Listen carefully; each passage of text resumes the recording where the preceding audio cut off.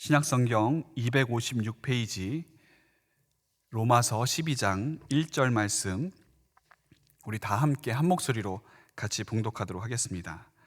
그러므로 형제들아, 내가 하나님의 모든 자비하심으로 너희를 권하노니 너희 몸을 하나님이 기뻐하시는 거룩한 산 제물로 드리라.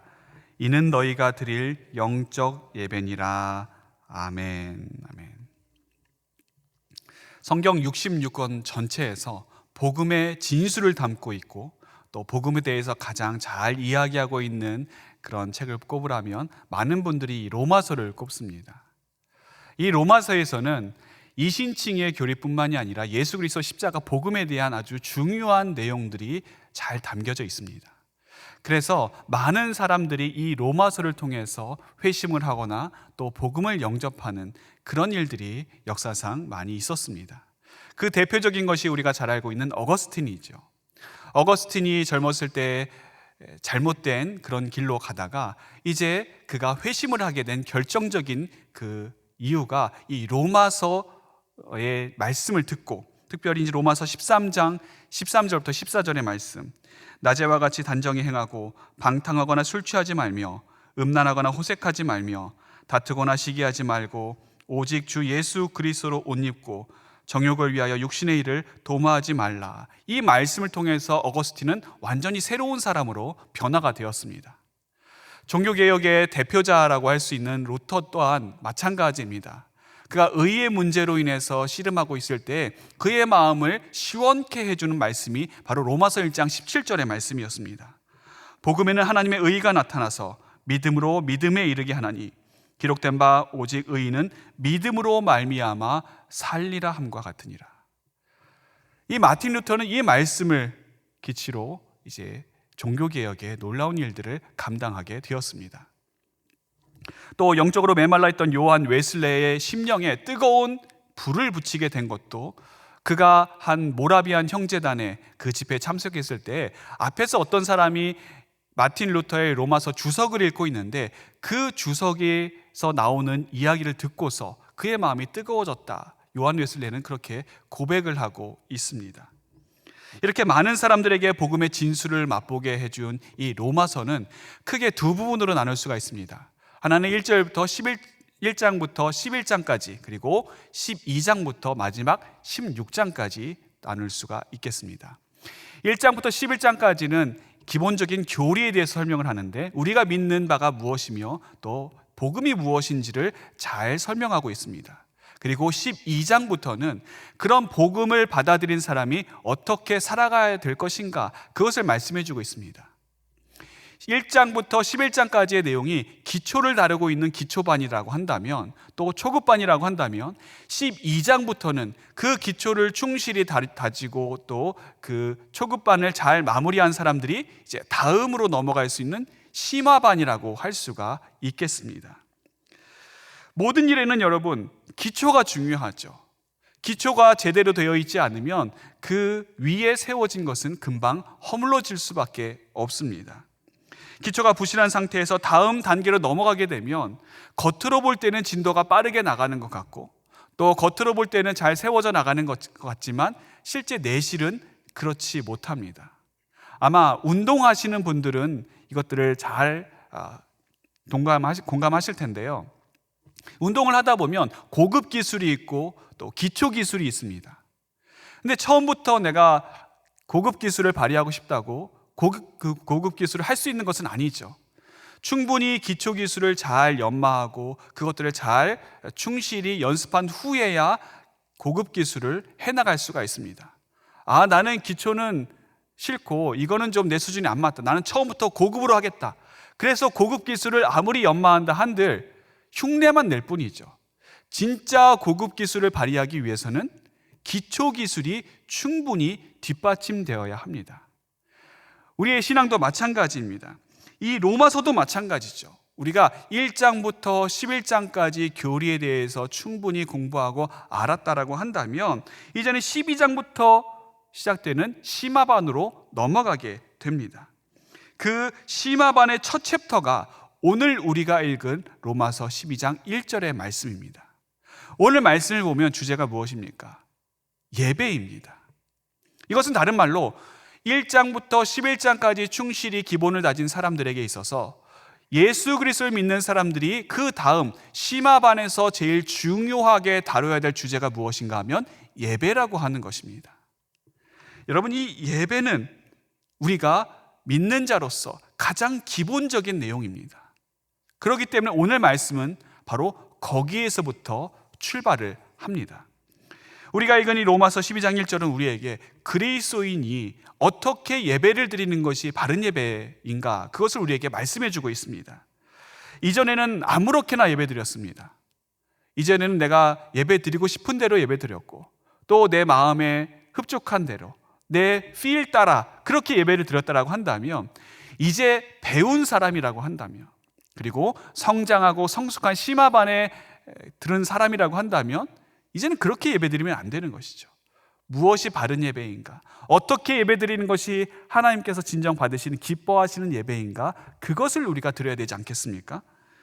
그럼 우리가 드리는 바른 예배가 무엇인가? 오늘 말씀에 의하면 우리가 드려야 될 바른 예배는 영적 예배라고 하는 것입니다. 영적 예배. 그래서 1절 마지막 부분에는 이렇게 말씀합니다. 이는 너희가 드릴 영적 예배니라. 영적 예배라고 하는 것이죠.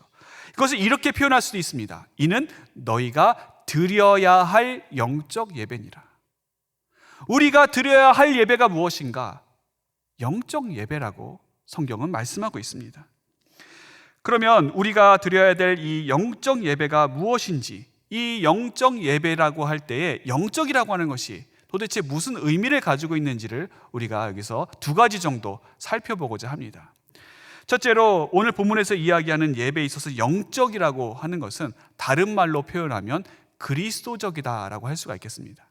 그리스도적이다. 그래서 영적이다라고 하는 것은 그리스도 중심적이다, 이렇게 표현할 수가 있겠고, 영적 예배라고 하는 것은 그런 의미에서 그리스도 중심적 예배다, 이렇게 바꾸어 표현할 수가 있습니다. 이 그리스도 중심적 예배에 대해서도 우리가 두 가지를 살펴볼 수가 있는데, 첫째로는 그리스도 중심적 예배는 그리스도를 예배의 대상으로 삼는 예배입니다. 우리가 흔히 삼위일체 하나님을 예배할 때 성부 하나님을 중점적으로 생각하는 경우가 있습니다. 물론 맞습니다. 하지만 성자 하나님이신 예수님 또한 우리의 예배를 받으실 예배의 대상이십니다.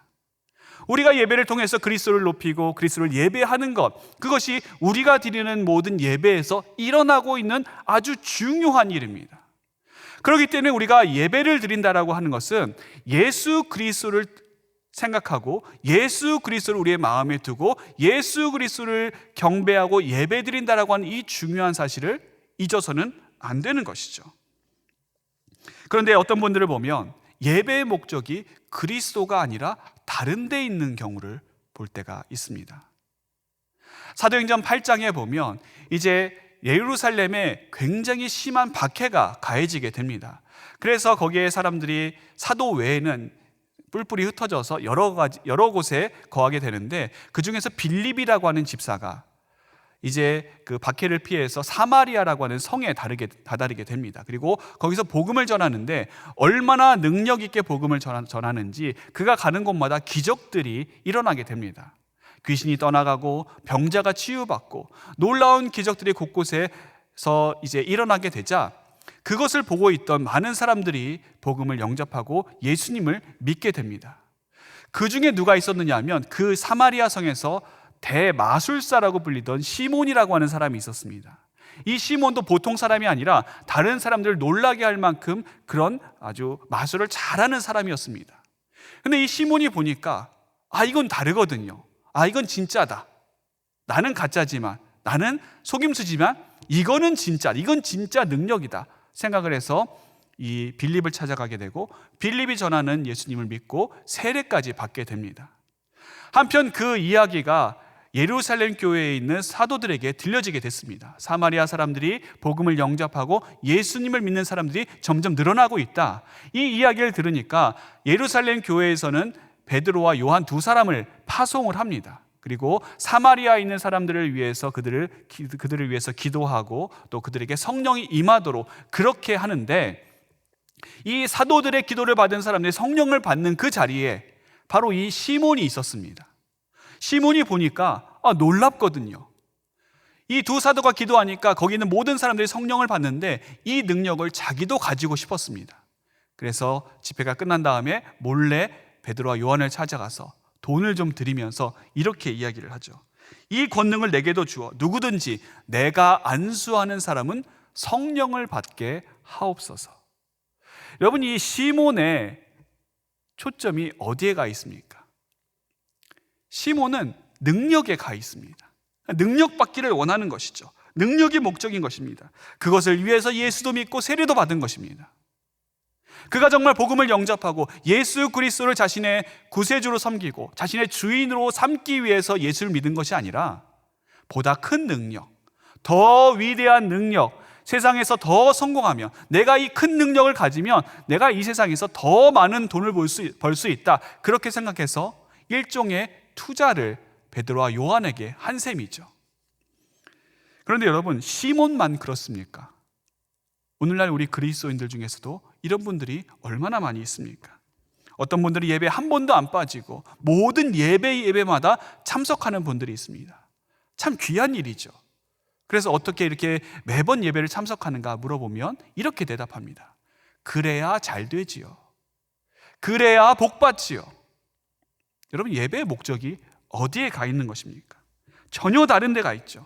복 많이 받기 위해서, 잘 되기 위해서, 성공하기 위해서, 나의 문제를 해결받기 위해서, 내가 좀 어려운 일이 있고 힘든 일이 있는데 좀 힘도 얻고 위로받고 좀 그러기 위해서, 이 내가 경험하고 있는 어려움을 이겨나가기 위해서 예배의 자리에 나오는 분들, 여러분, 우리 중에는 없습니까? 내가 예배 많이 드려야 우리 남편이 회사에서 성공하고, 내가 예배 많이 드려야 우리 아이들이 잘 되고 공부도 열심히 하고 좋은 대학 가고, 내가 예배 많이 참석해야 우리 집안이 잘 되고 내가 성공하고, 그런 마음을 가지고 신앙생활하는 사람들이 우리 가운데 없다고 누가 장담할 수가 있겠습니까? 물론 예배를 드리면서 어느 정도 이러한 마음이 우리 안에서 있는 것은 사실입니다. 전혀 이런 것들을 기대하지 않거나 소망하지 않을 수 없는 것이죠. 우리도 인간이기에, 연약한 사람이기에 그런 마음이 나도 모르는 사이 우리 마음 한켠에는 있을 수가 있습니다. 그러나 우리가 예배에 있어서 중점을 두어야 되는 분은 우리 예배를 받으실 예수 그리스도, 그분 아니겠습니까? 그분에게 우리가 집중하고 그분을 우리가 예배하고 예수 그리스도를 높이고 예수 그리스도의 놀라운 영광을 찬양하는 것도 우리가 부족한데 어떻게 다른 것에 우리의 마음을 두고 다른 것을 더 우리의 목적으로 삼을 수가 있겠습니까? 무엇보다도 우선되어야 되는 것은 예배 받으실 주님, 우리의 무게 중심이 쏠려 있어야 될 것은 예배의 대상이신 그 예수 그리스도이십니다.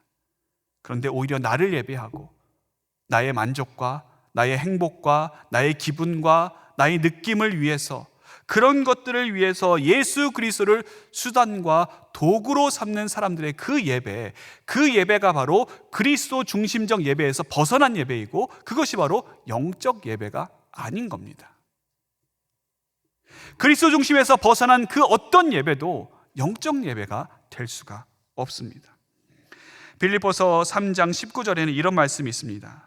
그들의 마침은 멸망이요 그들의 신은 배요 그 영광은 그들의 부끄러움에 있고 땅의 일을 생각하는 자라. 여기서 말하는 그들의 신은 배요라고 하는 것은 그들이 섬기는 신이 자신의 배를 배불리는 거기에 초점 맞춰져 있다라고 하는 것입니다. 자신의 욕구를 위해서, 자신의 욕망을 성취하기 위해서 어떤 신이든 다 괜찮은 거죠. 바알 신이든 아세라 신이든 하나님이든 제우스든 상관없이 내 배만 잘 배부르게 해주고 나만 성공하게 해주고 나만 이 땅 가운데 잘 살 수 있게 해주는 그 신이면 누구든지 따라가는 것입니다. 그 가운데 예수 그리스도 중심이 어디에 있겠습니까? 어디에서 예수 그리스도 중심적 예배를 찾을 수가 있겠습니까?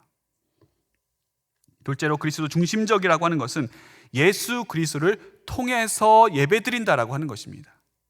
우리가 예배드리는 예배의 대상이신 우리 예수 그리스도께서는 예배를 받으실 대상이시면서 동시에 우리가 성부 하나님께로 나아가는 유일한 통로가 되십니다. 그래서 우리 예배가 성부 하나님께 연락받기 위해서는, 하나님께서 받으실 만한 예배가 되기 위해서는 다른 것들을 통해서가 아니라 오직 성자 하나님이신 예수 그리스도를 통해서만이 하나님께서 받으시는 예배가 완성되어집니다. 구약에는 하나님께 나아가기 위해서 동물이나 곡식 같은 그런 제물을 가지고 하나님께 제사를 드렸습니다. 하지만 이런 제물은 온전한 제물이 아니었습니다. 그렇기 때문에 이에 히브리서가 아주 이에 대해서 잘 말씀하고 있는데, 히브리서 10장 1절에는 이렇게 말씀합니다. 율법은 장차 올 좋은 일의 그림자일 뿐이요 참 형상이 아니므로 해마다 늘 드리는 같은 제사로는 나오는 자들을 언제나 온전하게 할 수 없느니라. 그리고 이어서 4절에는 이렇게 말씀합니다. 이는 황소와 염소의 피가 능히 죄를 없이 하지 못함이라.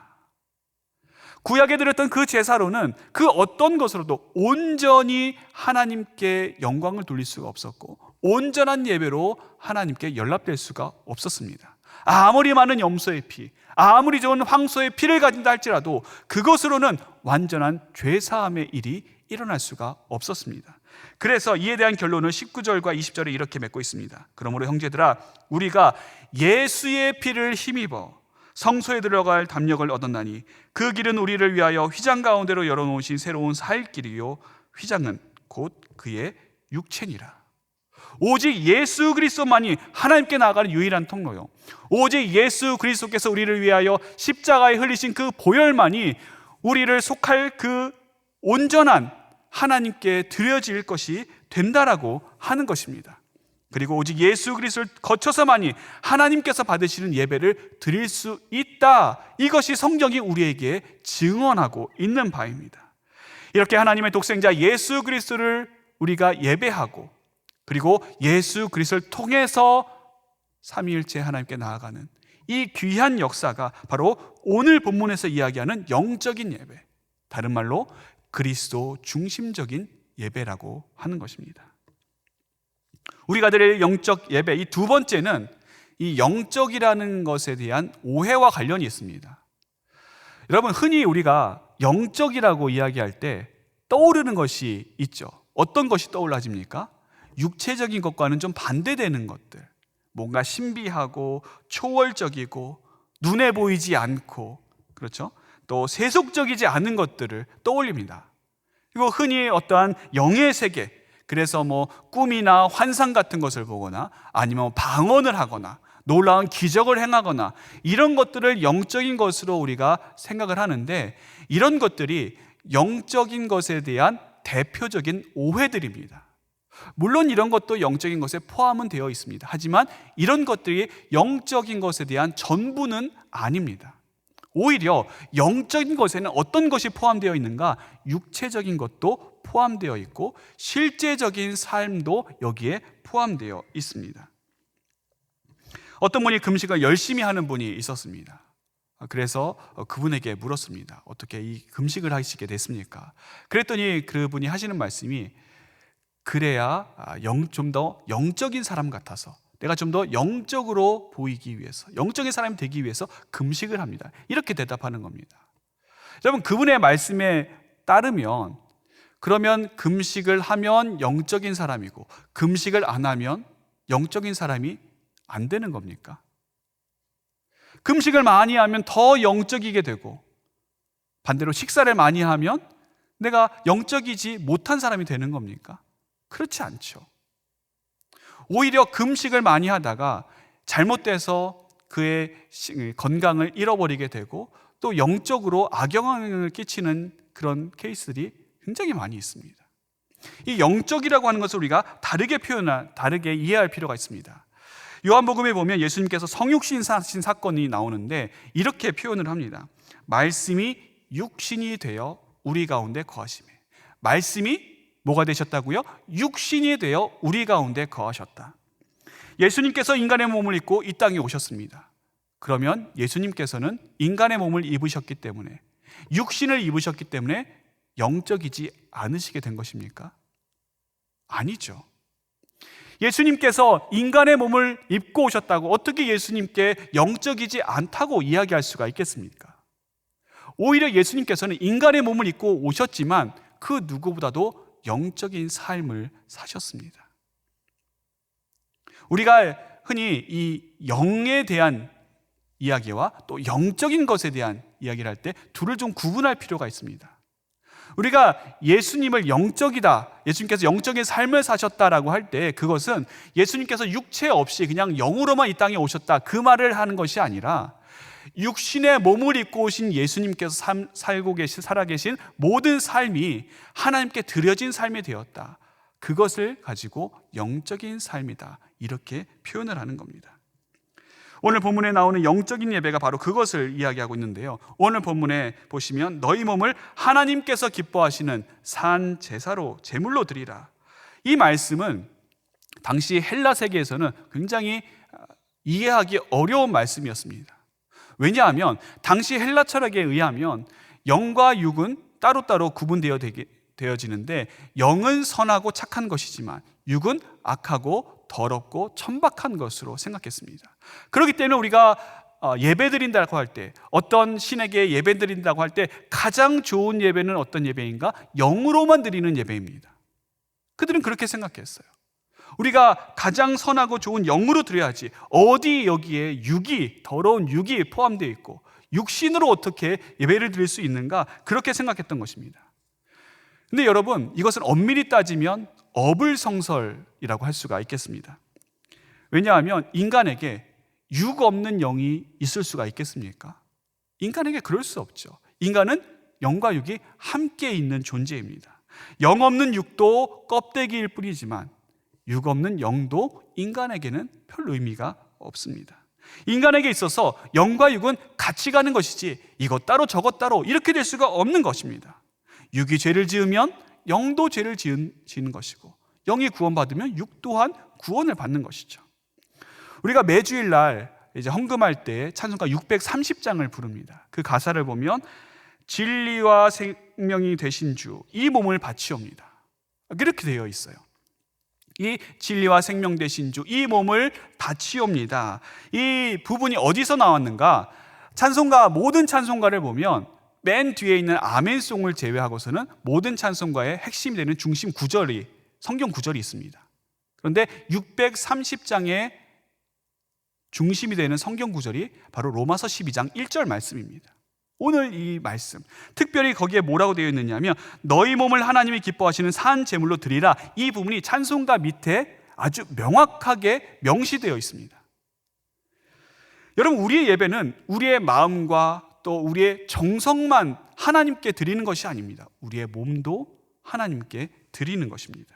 그렇기 때문에 우리가 예배 드린다고 할 때 우리의 정신만 드리고 우리의 마음만 드리고 우리의 생각만 드리고 우리의 사고만 그 자리에 있는 것이 아니라 예배 드리는 자의 몸 또한 그 예배 드리는 자리에 있어야 되는 것이죠.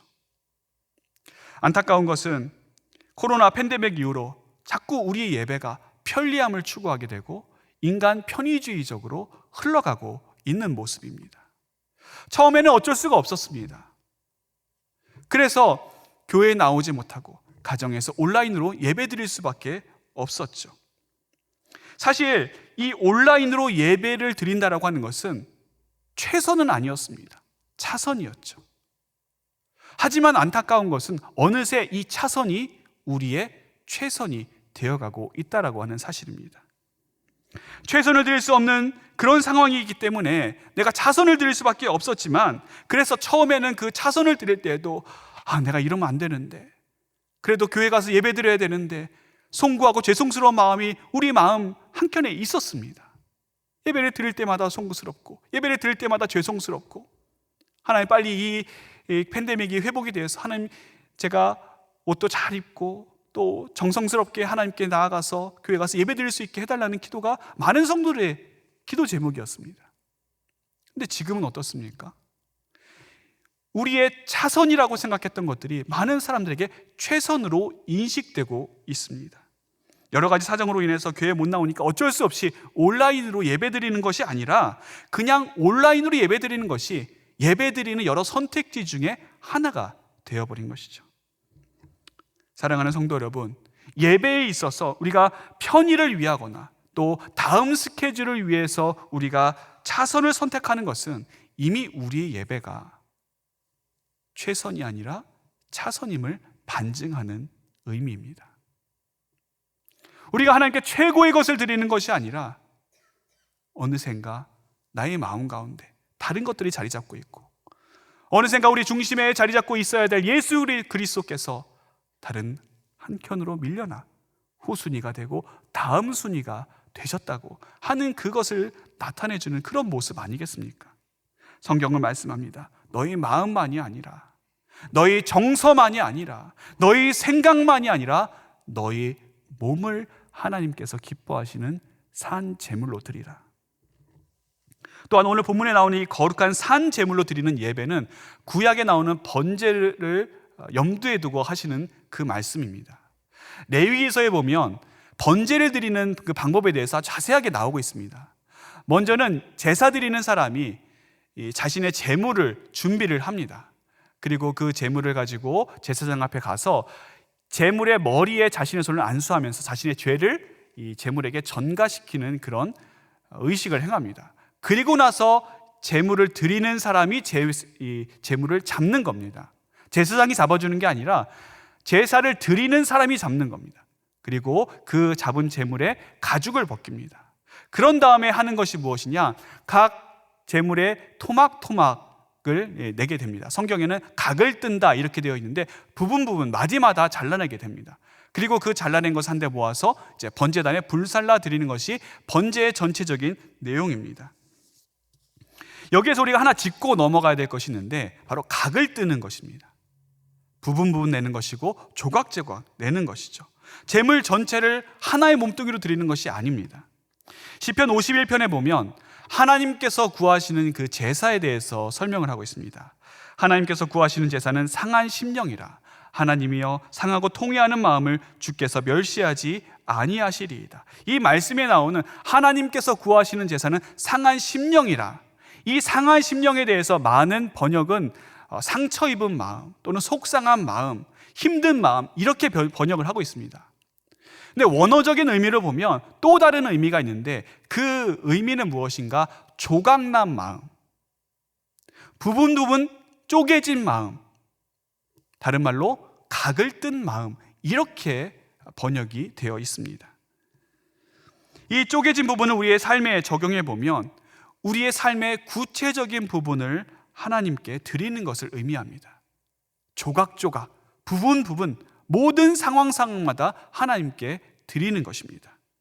흔히 우리가 내 삶의 전부를 하나님께 드립니다. 나의 모든 삶을 하나님께 바칩니다.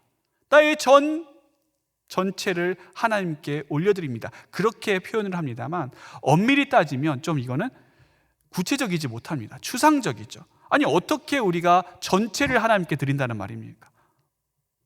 전체 뭘 가지고 하나님께 우리의 삶을 드린다라고 하는 것입니까? 이것은 우리가 좀 더 세분화할 필요가 있고 구분해야 될 필요가 있습니다. 그렇기 때문에 우리가 전체를 하나로 드리는 것이 아니라 부분 조각조각 난 것을 모아서 하나로 하나님께 드리는 것입니다. 그렇기 때문에 영적인 예배라고 하는 것은 우리 삶의 모든 부분을 다 드리는 예배입니다. 내 삶의 어떤 부분은 드리지만 어떤 부분은 드리지 않는다. 예를 들어 나의 물질은 드리지만 나의 시간은 드리지 못한다. 나의 마음과 정서는 드리지만 나의 몸은 드리지 못한다. 일주일에 있어서 내가 주일만큼은 하나님께 드릴 수 있지만 나머지 평일은 내가 써야 된다, 내 것이다, 하나님께 드리지 못한다. 하루에 있어서 새벽 시간은 하나님께 드리지만 나머지는 내가 그렇게 하지 못한다. 그런 것이 아니죠. 나의 모든 것을 하나님께 드리는 것입니다. 나의 공간, 나의 일, 나의 가족, 나의 건강, 나의 비전, 나의 소망, 모든 것들을 부분마다 하나하나 체크하고 빠진 것은 없는가? 부족한 것은 없는가? 나도 모르는 사이 혹시 누락된 것은 없는가? 모든 것들을 다 모아서 하나님께 드리는 것입니다. 그렇지 않고 어느 부분만 드린다고 한다면, 다른 부분은 내 것으로 남겨둔다고 한다면 그것은 바른 영적인 예배가 될 수가 없습니다. 많은 분들이 아낌없이 주는 나무라고 하는 그 동화를 아실 겁니다. 이 나무를 보면 한 나무가 있는데 그 나무를 좋아하고 찾아오는 소년이 있었습니다. 이 나무는 그 소년을 너무나도 사랑했죠. 그래서 정말 자신의 모든 것을 다 내어줬습니다. 열매도 내주고 잎도 내주고 줄기도 내주고, 나중에는 이 소년이 나이가 먹어서 이제 쉴 곳을 찾자 그것을 위해서 자신의 밑둥이까지 다 내어주었습니다. 우리가 흔히 이 동화를 접할 때 우리를 그 받는 소년의 입장에서 생각을 합니다. 그래서 부모님이 우리를 위해서 이렇게 다 내어주셨지, 더 나아가 하나님께서 우리를 사랑하셔서 정말 아낌없이 이 모든 것들을 다 우리에게 부어주시고 하나도 남기지 않으셨지, 우리가 그렇게 생각을 할 때가 있죠. 하지만 여러분, 이렇게 좀 바꿔보면 어떨까요? 주고받는 그 대상이 바뀌는 겁니다. 그래서 하나님을 위해 우리의 모든 것을 다 내어드리는 것, 하나님께 우리가 모든 것을 받는 데는 너무나도 익숙합니다. 이미 받았습니다. 하나님께서는 아끼지 않으셨습니다. 가장 귀한 독생자 예수 그리스도마저 우리에게 허락해 주셨습니다. 이번에는 그 사랑을 받고 그 은혜를 받은 우리가 하나님께 무엇을 돌려드리고 올려드려야겠습니까? 우리의 몸도, 우리의 마음도, 우리의 생각도 뿐만이 아니라 우리의 모든 삶의 조각조각마다, 삶의 부분부분마다, 삶의 생활마다 다 하나님께 올려드리는 겁니다. 이것이 바로 하나님께서 기뻐하시는 영적 예배이다, 성경은 우리에게 말씀하고 있습니다. 오늘 주신 이 말씀대로 우리 삶의 모든 부분을 주께 드리는 영적 예배자로 살아가는 우리가 되어야 할 것입니다. 기도하겠습니다. 하늘에 계신 우리 아버지여, 이름이 거룩히 여김을 받으시오며 나라의 임하옵시며 뜻이 하늘에서 이룬 것 같이 땅에서도 이루어지이다. 오늘날 우리에게 일용할 양식을 주옵시고 우리가 우리에게 죄 지은 자를 사하여 준 것 같이 우리 죄를 사하여 주옵시고 우리를 시험에 들게 하지 마옵시고 다만 악에서 구하옵소서. 대개 나라와 권세와 영광이 아버지께 영원히 있사옵나이다. 아멘.